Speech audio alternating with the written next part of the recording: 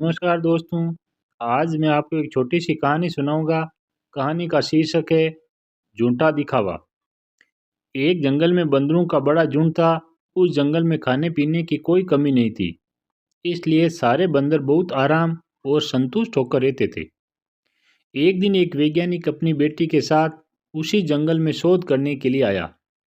अपना तंबू लगाने के बाद वैज्ञानिक पौधों के नमूने इकट्ठा करने के लिए बाहर निकला, लेकिन लड़की तंबू की सुंदरता को देखकर रुक गई। उसने पहले जमीन पर एक पुराना कालीन रखा और उस पर एक बिस्तर बिछाया।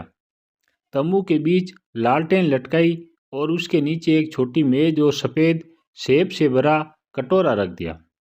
वे सेब देखने में बहुत ताज़ा, खूबसूरत और बड़े लग रहे थे। सारे बंदर लालच से उस कृत्रिम सेब को पेड़ों पर बैठे देख रहे थे। तंबू के सामने जगह साफ करने के लिए लड़की बाहर निकली, तब एक बंदर ने तेजी से झपट्टा मारा और एक कृत्रिम सेब उठा लिया। तभी उसी समय लड़की की नज़र भी उस पर पड़ गई। लड़की ने तुरंत बंदूक उठाकर निशाना लगाया और गोली दाग दी, लेकिन सभी बंदर इतनी देर में वहां से भाग गए। काफी देर बाद सारे बंदर रुक गए जब उन्होंने देखा कि अब उनका कोई पीछा नहीं कर रहा है। चोर बंदर ने हाथ उठाकर सबको सेब दिखाया। सभी बंदर हैरत से और ललचाई नज़र से उस बंदर को देखने लगे कि उसे कितना अच्छा सेब मिला है। सभी इस कृत्रिम सेब को हाथ लगाने की कोशिश करने लगे। चोर बंदर ने सबको फटकार कर यह कृत्रिम सेब ले लिया और एक पेड़ की सबसे ऊंची शाख पर जाकर सेब खाने के लिए मुंह में दबा लिया। कृत्रिम सेब बेहद कड़े प्लास्टिक से बना था। बंदर के दांतों में चबाने से दर्द शुरू हो गया। बंदर ने 2-3 बार कोशिश की, लेकिन हर बार दर्द होने लगा। उस दिन चोर बंदर ने पेड़ की उसी शाखा पर भूखा रहकर गुजारा। अगले दिन वे पेड़ से नीचे आया। सभी बंदरों ने उसे सम्मान से देखा, क्योंकि उसके हाथ में वो कृत्रिम सेब मौजूद था। दूसरे बंदरों से मिलने वाला सम्मान को देखकर चोर बंदर ने सेब पर पकड़ मजबूत बना ली। अब दूसरे बंदर फलों की तलाश में निकले और एक पेड़ से दूसरे पेड़ तक कूदकर फल तोड़ तोड़कर खाने लगे।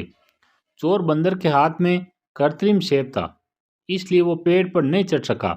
वो सेब को हाथ से नहीं छोड़ना चाहता था, इसलिए वह दिन भर भूखा प्यासा रहा और यही सिलसिला आगे कुछ दिनों तक चलता रहा।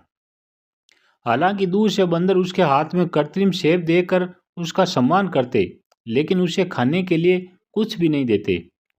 चोर बंदर भूख से इतना निडाल हो गया था कि अब उसे अपना आखिरी वक्त नजर आने लगा।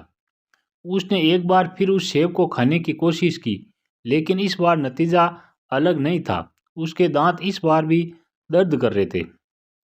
चोर बंदर को आंखों के सामने पेड़ों से लटका हुआ फल दिखाई दे रहा था, लेकिन इतनी हिम्मत नहीं थी कि वे इन पेड़ों पर चढ़ सके।